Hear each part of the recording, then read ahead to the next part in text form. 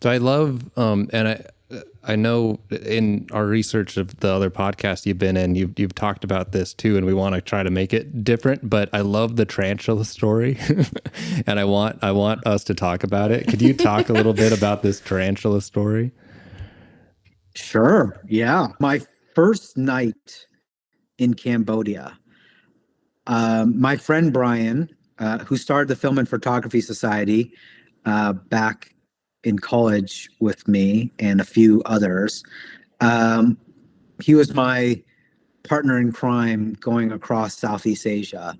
And our first night in Cambodia, he wanted to shoot an RPG. That was his bucket list item. So we were in this van with a bunch of shady military guys going 2 hours out of Phnom Penh to this pitch black darkness jungle that was behind like military barricades to go shoot a bazooka. Um, so not shady at all. Yeah, just a typical Tuesday. Yeah, exactly. They do what they do in Cambodia. And so that we ticked off his bucket list item. And then my bucket list item was to eat insects, in particular tarantula.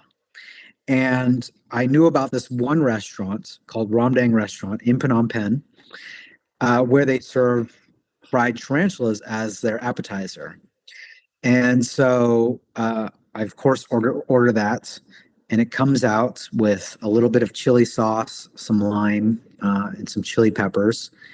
And, I take a bite. It kind of tastes like, this is how most insects taste. They're kind of like, it's more texture than flavor in my experience. Um, have you tried some as well? I've had like grubs and stuff like that in Peru. But yeah, it's all about like the different spices or the salts that they put on that actually give it the flavor. I have grasshoppers, a bag of grasshoppers in my car that's like cacao flavored. Just like right now? Yeah. Oh, I've had crickets. Like one cricket. They might be crickets. We've all had insects. It's cool. Yeah. Nice. Yeah. Where did you get the grasshoppers? It was actually from a film shoot that was going to be like a challenge. It was like one of those YouTube-y challenge-y kind of a thing. Like the cinnamon challenge? Yeah, just something silly for these YouTubers to do, and they didn't end up doing it. But at the end of any shoot, if you're in the art department, it's like a free-for-all. Everybody grabs whatever they can, because a lot of stuff they don't return. And I ended up with a bag of grasshoppers and a can of cockroaches. But the cockroaches were not for human consumption, so I got rid of those. But I've hung on to the grasshoppers since. They're baking in my car every day. I get a little bit better every day. How was the can of cockroaches on set there? Well, it was like a prop for the challenge that they were going to do. So they were these kids were going to eat the cockroaches. But they're not for human consumption. I don't know. They did all sorts of weird. They're YouTubers. Okay, yeah. Different breed. Yeah, sorry. You're right. There you go. That answers everything. Yeah. So I bite into this tarantula, and it actually tastes pretty dang good. And it got me kind of interested in understanding, like, why is this on the menu in the first place? And so I actually, after our meal, went to the kitchen and I had my camera with me and I started filming a little bit. And then I started talking with the people in the kitchen, and I ended up eventually learning about the Chef Hak Sakun, who he basically lived through the Khmer Rouge, the genocide in Cambodia. And it's probably one of the most horrific moments in modern human history. Like, I'm talking about a genocide where the oppressors, they didn't even have enough money for bullets. So they used anything they can to butcher people, whether that be machetes or even palm tree leaves.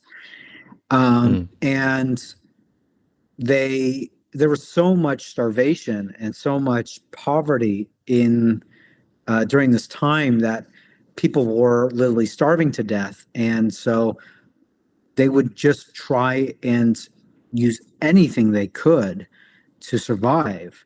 And so that also meant just looking at their feet and seeing what's down on the ground in front of them. And one of those ingredients is, of course, insects and tarantulas.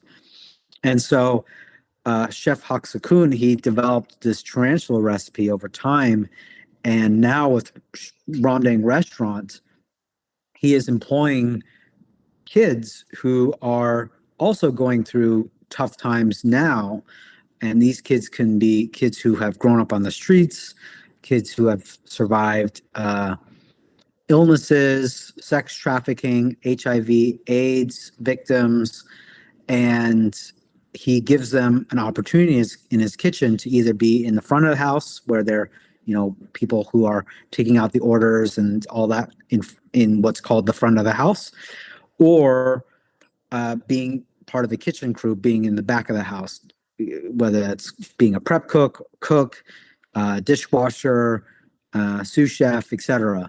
And one of the first recipes that he teaches them is this tarantula recipe.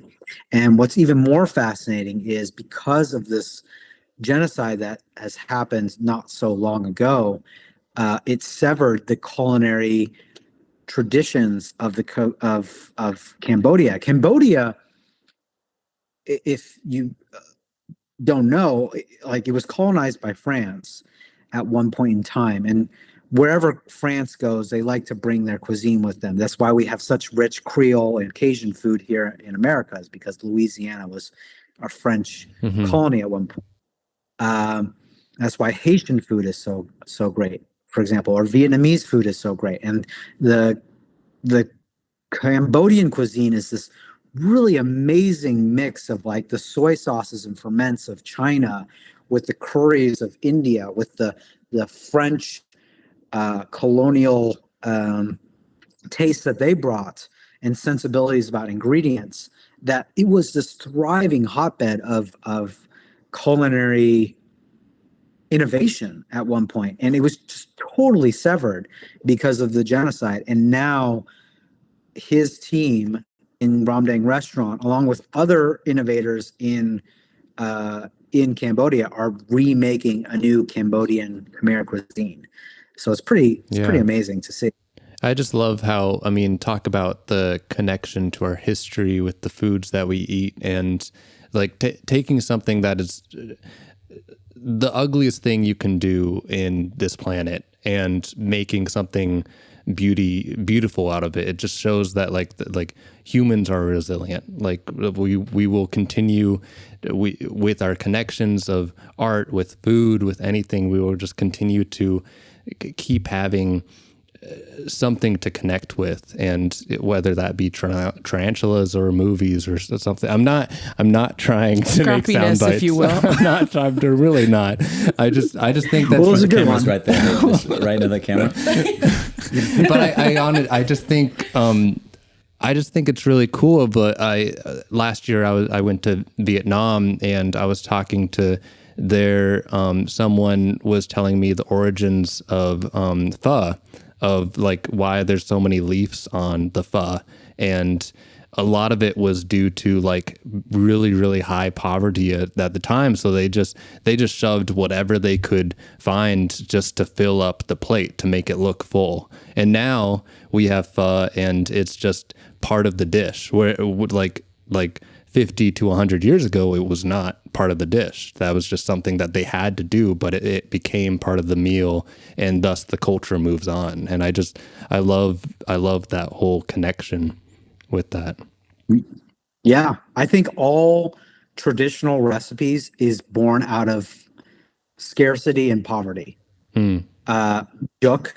Yep. And also it's just rice. It's just rice like, and more water. Chicken bones and rice. Yeah, it's just rice, water, and just leftover chicken bones. Like whenever, or like poultry bones. Like whenever fish, we have anything. like Thanksgiving dinner. Yeah, anything. Kraft actually. mac and cheese. Well, Okay, we're getting there. I guess you could do that. Noodles. We're not there yet. Yeah, absolutely. I mean, like Korean food, I'm half Korean, so that Chinese was one side. I'm also half Korean. And I feel like there's so many dishes that come to mind that my family like built, just being like, what's in our fridge? What are we going to put together? Make it a stew. There's so many different stews, like in Korean culture, just like literally like, I don't know that. I'm so bad at language.